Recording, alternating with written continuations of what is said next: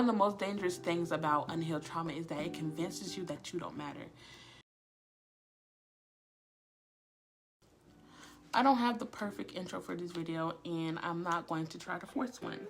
I don't really know what the perfect intro is. I don't think there is a perfect intro, but I haven't really figured out my own intro, to be honest. I don't even know, to be honest. But I do just want to talk from a real place, because a lot of things in life that I've carried and overcame, and some things that I am still carrying, it is very heavy. And I think there's a lot of people that are carrying a somewhat similar weight without even realizing it. This video isn't about pointing fingers. It's not about blaming. It's not about tearing anyone down. It's about getting honest. And I have a couple questions in here too. So this video is about where things started, how I was shaped, how you possibly could have been shaped, and what it's been like trying to unshape myself to become someone I actually really recognize. Video 2 in my shadowwork series. I just want to do the basics of shadowwork first before I start talking about people pleasing, generational trauma, child abandonment wounds, all these type of things, spiritual things, all types of shit. So let's talk about it. I've been struggling with a couple questions that will pop up in this video, but one that I really been struggling, or just really, it's really been on my mind a lot, is why do we struggle with ourselves so much? Why is it that no matter what we accomplish, we still feel like it's not enough? Why do we keep second guessing, shrinking, doubting, abandoning ourselves? I'm not talking about a bad day here or there. I'm talking about that deep down internal war. The one where you try to become something new, but survival mode keeps pulling you back, all the way fucking back. I'm not speaking on this as a therapist or a coach or someone who has it all figured out, because trust me, I'm still figuring out life myself. I'm only 26. There's a lot of things in life I understand. There's a lot of things I'm still trying to understand. And there may be things in life that I may not ever understand, but you know, I'm a student to life, and things will be revealed to me as they are. So some days I am thriving. Other days I feel like I'm quietly falling apart. Some days I'm triggered. Some days I'm not triggered. Some days I'm enjoying life, and some days I'm just like, what the fuck is going on?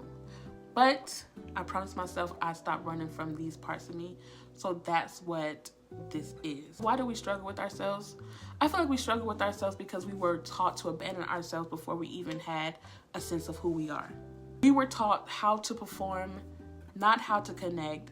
We were taught how to survive, not how to feel safe. So much of who we became, the achiever, the fixer, the caretaker, the overthinker, wasn't really who we are. It was who we had to be to feel accepted, to feel loved, to not feel like a burden. I was shaped by struggle. My family went through a lot of real survival moments, especially when we first moved to Georgia. We struggled. We were homeless. We dealt with financial insecurity. A lot of silence around emotions, sweeping shit under the rug, no one really saying how they feel about anybody else. A lot of wounds being created silently. I watched my parents grind and hustle and stretch what little we had, and I learned how to do the same. But now that I'm a grown woman, I'm 26, I still feel like I am bracing for impact. I'm still bracing for the worst thing to happen. Even when it's like a gut moment, even when things are normal or calm, I feel like I can't relax. A lot of times I don't feel safe when things are calm. I can't lie to y'all and say that I do. I've been in survival mode for most of my life. So now that I'm like trying to embrace being at peace, embrace being like in this calm state, I get anxious because peace feels unfamiliar. I have not really experienced peace like how I am now. Most of my life was just like survival mode, like going through and getting through and always having to survive. And for the last couple of years of my life, I haven't had to survive, but my mind is still thinking, girl, you need to survive. You need to brace for the worst thing to happen. You need to prepare, because in truth, when bad things happen in my life, I can alchemize it. Like a bad situation, like I can overcome it. But when it's like peaceful and it's nothing happening bad, nothing I can alchemize, I feel anxious. And I really think it's because Peace is unfamiliar. Calmness is unfamiliar. Not having to brace for impact is unfamiliar. A lot of times peace makes me panic. I can't lie. And I feel like that's why we struggle, because even when life gets better, even when things are calm, our nervous system hasn't caught up. Our inner child hasn't caught up. And so we're fighting ourselves, not because we're broken or there's anything wrong with us, but because we're still living in the past emotionally. We have energetic cords still stuck to, like me being in survival mode. Like we all have our energetic cords stuck to the things that have kept us anchored in BS for years. I will say this though peace is not like something that is very familiar to me, I'm really trying. I'm trying, and I'm not looking back. Like right now, I'm just having like a really peaceful moment in my life, and there's a lot of times where I get anxious. A lot of times where I just like, oh my gosh, like panic or anxiety. Let me just say anxiety, and I have to really hold space for that, because I used to not hold space for myself. Hold space for those emotions and like start asking myself questions based off of like what I'm feeling and what I'm going through and why I'm feeling like this. It's just like, okay, I feel anxious. Why do I feel anxious?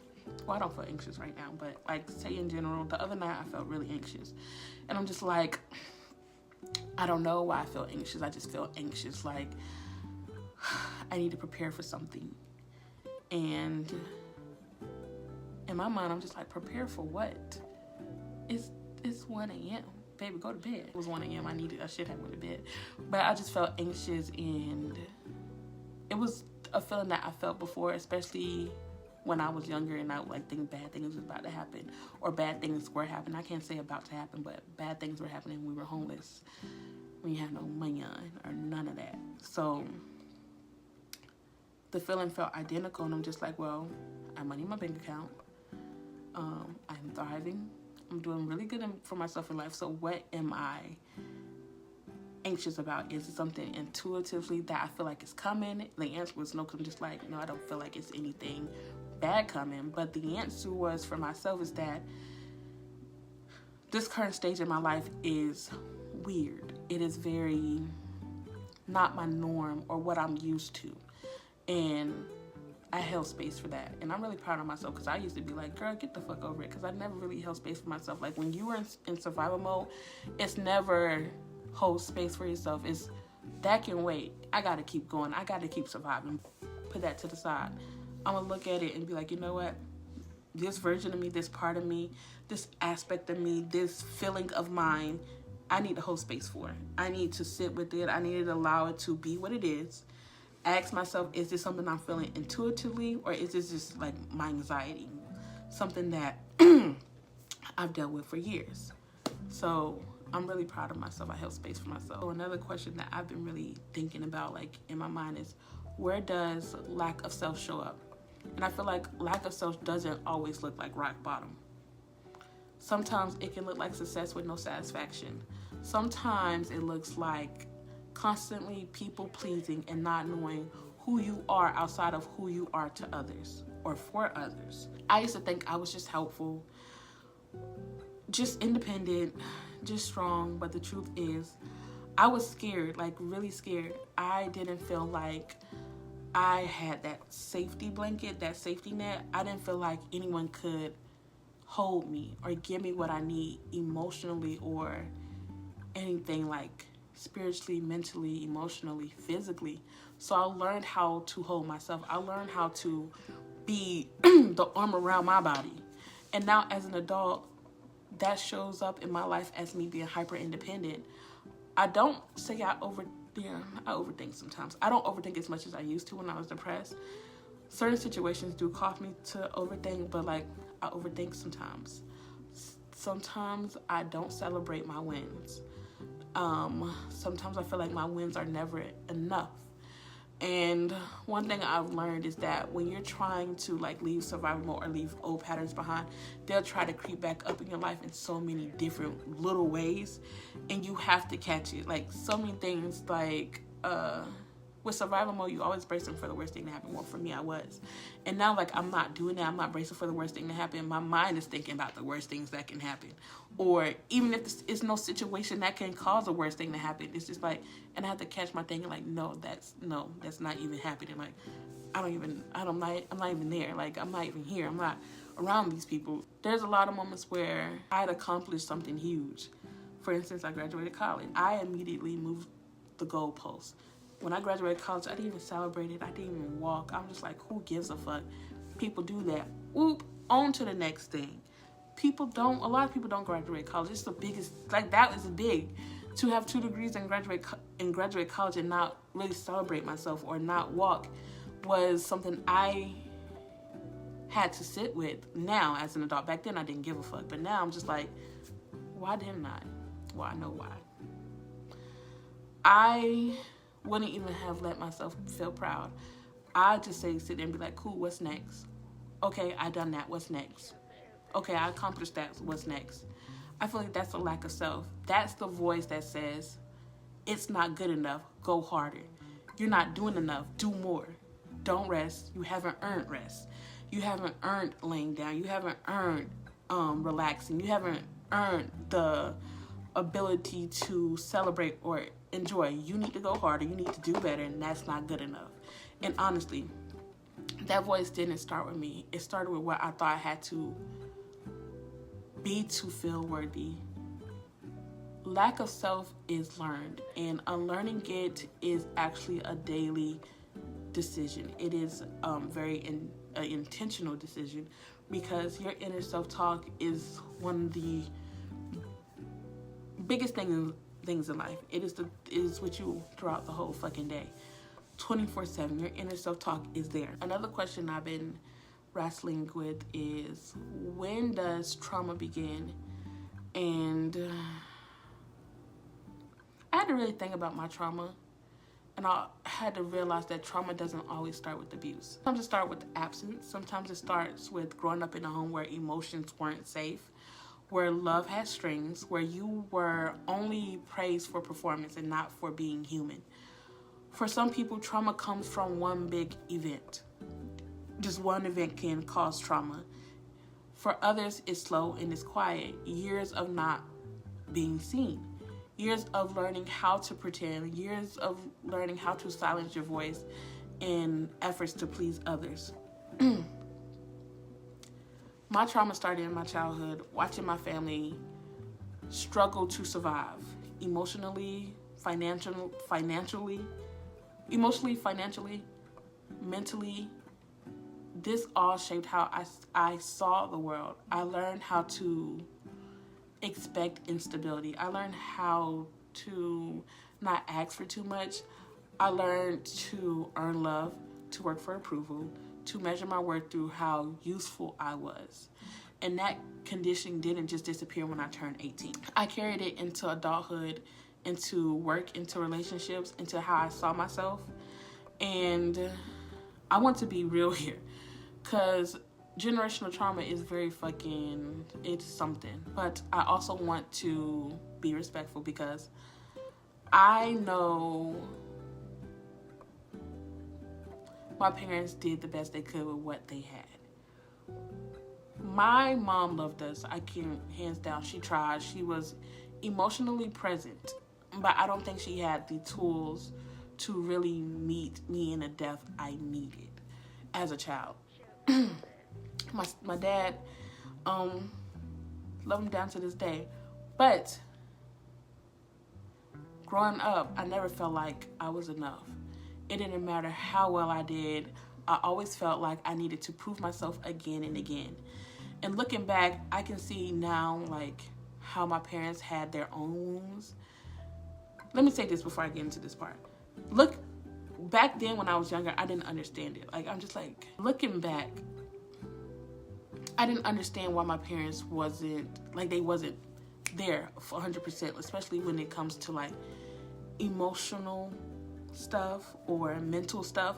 I just didn't understand it. But now that I am adult and I can see situations differently, and I'm in a path of becoming a licensed therapist, My parents had their own wounds. Does not make any excuses, but I understand and I hold space for it too.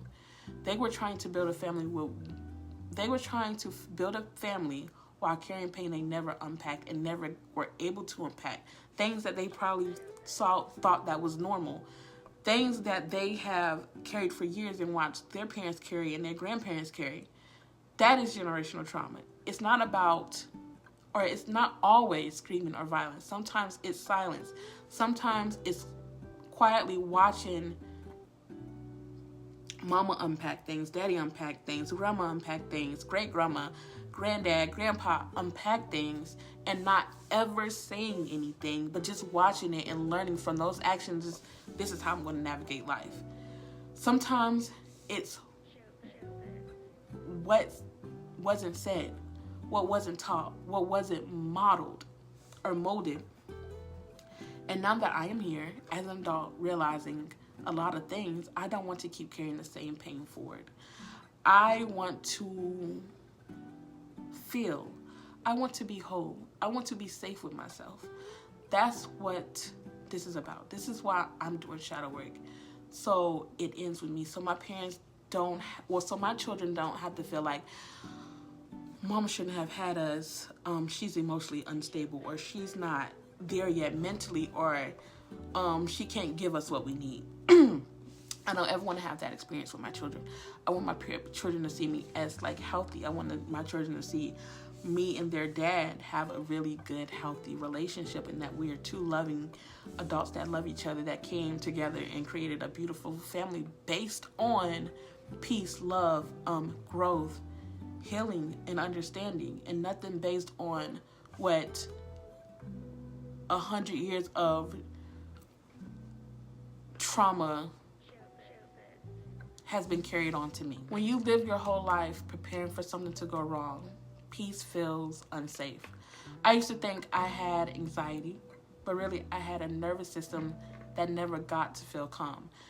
These days, I'm slowly learning what ease feels like, what softness feels like, what allowing myself to just hold space for myself and actually holding space for myself. I'm learning how to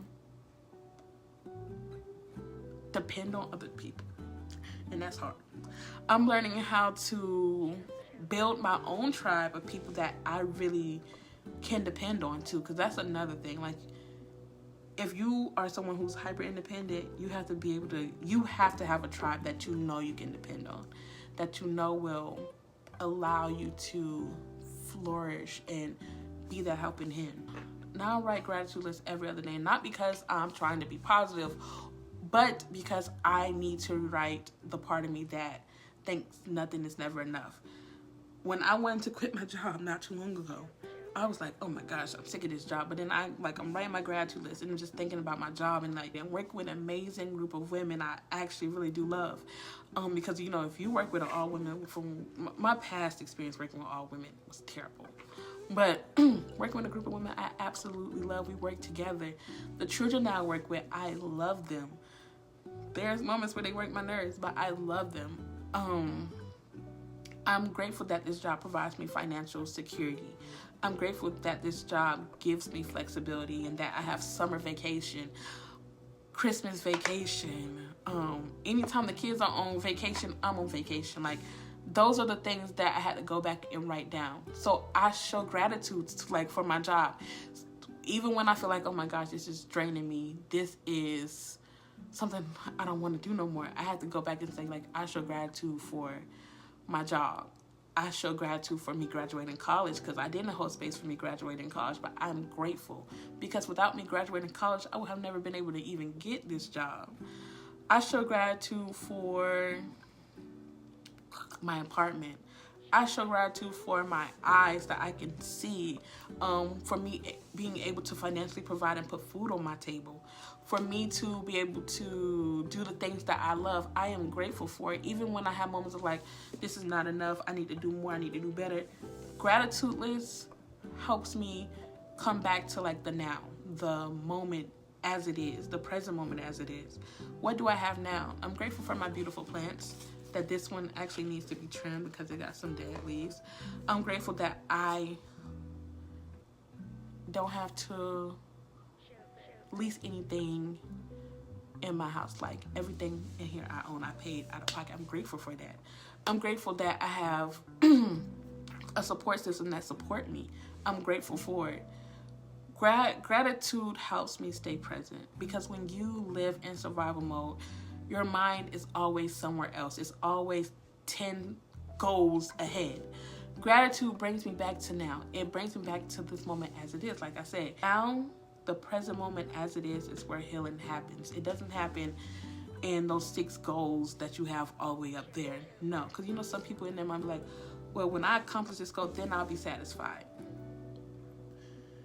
Satisfaction is an internal thing. Gratitude just brings me back to this moment as it is.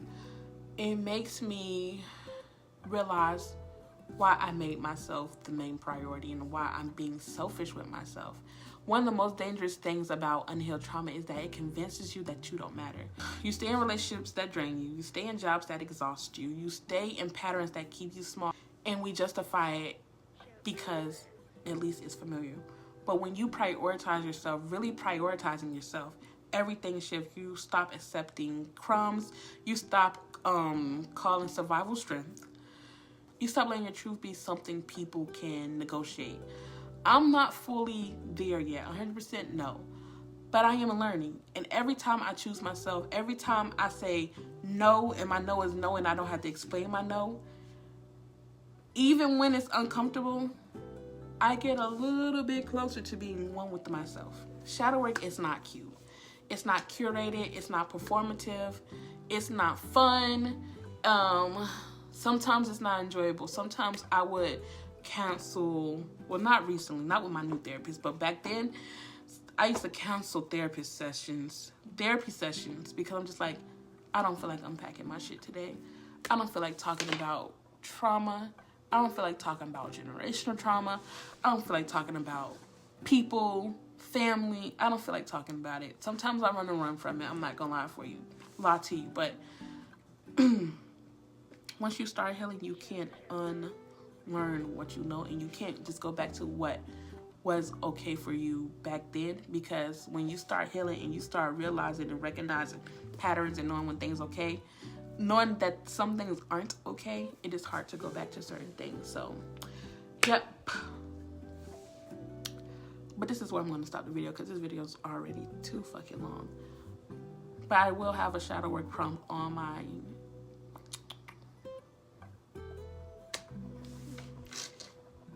website. Make sure y'all like, comment, and subscribe. Make sure you tune in next week for next week's video. I feel like I talked a lot. My mouth is dry. I need some water.